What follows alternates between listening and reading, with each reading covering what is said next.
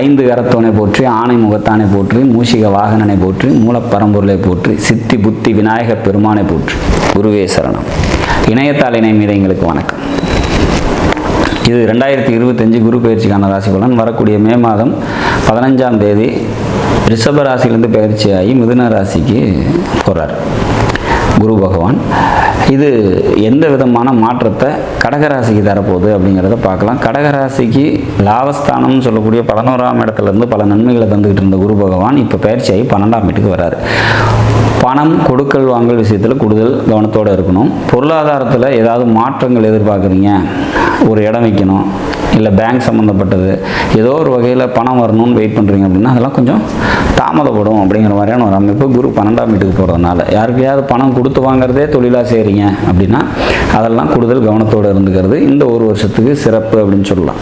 சரி, 12ஆம் வீட்டில் இருந்தாக்கா எல்லாமே நெகட்டிவாக தான் நடக்குமா, விரையம் அலைச்சல் இந்த மாதிரி தான் இருக்குமா அப்படின்னா இல்லை. அங்கே இருக்கும் போதும் பல நன்மைகளை குரு பகவான் தந்தையை தீர்வார் உங்களுக்கு அப்படிங்கிறத சொல்லலாம். சரி, என்ன விதமான நன்மைகள்லாம் நடக்கும் அப்படின்னா வண்டி, வீடு, சொத்து இது சம்மந்தப்பட்ட விஷயங்களில் எந்த ஒரு மாற்றத்தையும் இந்த காலகட்டத்தில் எதிர்பார்க்கலாம். தாயாரோட உடல்நிலை மேன்மை அடையும் அப்படிங்கிற மாதிரியான ஒரு சுச்சுவேஷன்ஸ்.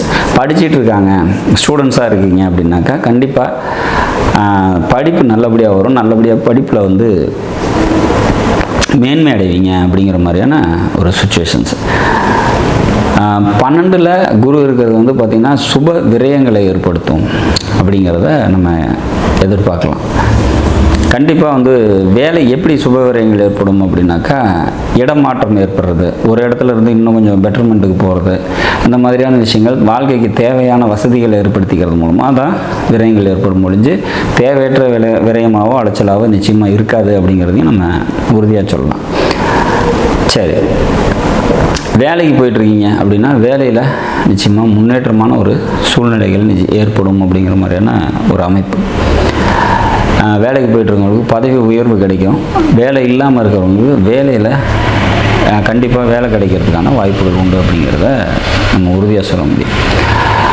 உடல் ரீதியான பாதிப்பு இருக்குது, உடல்நிலை சரியில்லை அப்படின்னா கண்டிப்பாக அதெல்லாம் மேன்மை கிடைக்கும் அப்படிங்கிற மாதிரியான ஒரு அமைப்பு. ஏன் இதெல்லாம் சொல்கிறோம் அப்படின்னா உங்களோட ஆயுள் ஸ்தானம்னு சொல்லக்கூடிய கடகராசிக்கு 8ஆம் வீடான கும்பராசியை குரு தன்னோட 9ஆம் பார்வையாக பார்க்கறதுனால கண்டிப்பாக உடல்நிலை மாற்றமும் உடல்நிலை தேற்றமும் ஏற்படும் அப்படிங்கிறதையும் நம்ம உறுதியாக சொல்ல முடியும் அப்படிங்கிறது தான் இதில் விஷயம். மொத்தத்தில் இது 12ஆம் வீட்டுக்கு குரு போய் மறைஞ்சு போச்சு, அவ்வளோதான், இனிமேல் நமக்கு நல்லது நடக்கிறதுக்கு வாய்ப்பே இல்லை அப்படிங்கிற மாதிரியான விஷயங்கள்லாம் கண்டிப்பாக கிடையாது அப்படிங்கிற மாதிரியான ஒரு விஷயம்.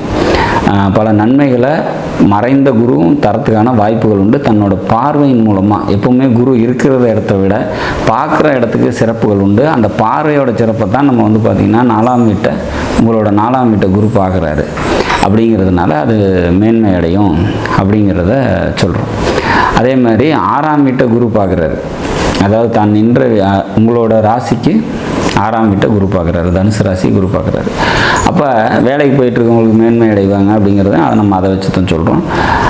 தாய் வழி உறவுகளால் நன்மைகள் ஏற்படுறதுக்கும் வாய்ப்புகள் உண்டு. 6ஆம் வீடு தாய் வழி சொந்தத்தை கொடுக்குது. தாயாரோட இளையவங்களுக்கு அவங்களால் உங்களுக்கும் உங்களால் அவங்களுக்கும் நன்மைகள் நடக்கக்கூடிய ஒரு காலமாக இது அமையும் அப்படிங்கிற மாதிரியான ஒரு அமைப்பு.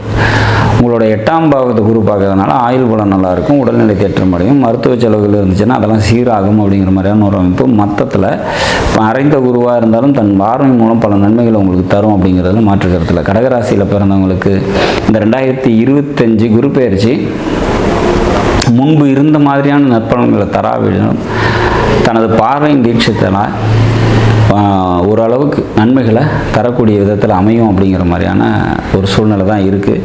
குரு மறைஞ்சிட்டாரு அப்படிங்கிறதுனால பயப்பட தேவையில்லை அப்படிங்கிறத நம்ம தெளிவாக தெரிஞ்சுக்கலாம். ஸோ பணம் சம்மந்தப்பட்ட தொழில் செய்கிறவங்க, கொடுக்கல் வாங்கல் வச்சுருக்கிறவங்க மட்டும் பணத்தில் கூடுதல் கவனத்தோடு இருந்தால் போதும். மற்றபடி எல்லாருக்கும் பல நன்மைகளை கடகராசியில் பிறந்தவங்களுக்கு இந்த குரு பயிற்சி தந்தை தீரும் அப்படிங்கிறது உறுதியாக சொல்ல முடியும். நாடும் நாட்டு மக்களும் நலமுடன் வாழ நவகிரகங்களை வேண்டி அமைகிறேன். நன்றி, வணக்கம்.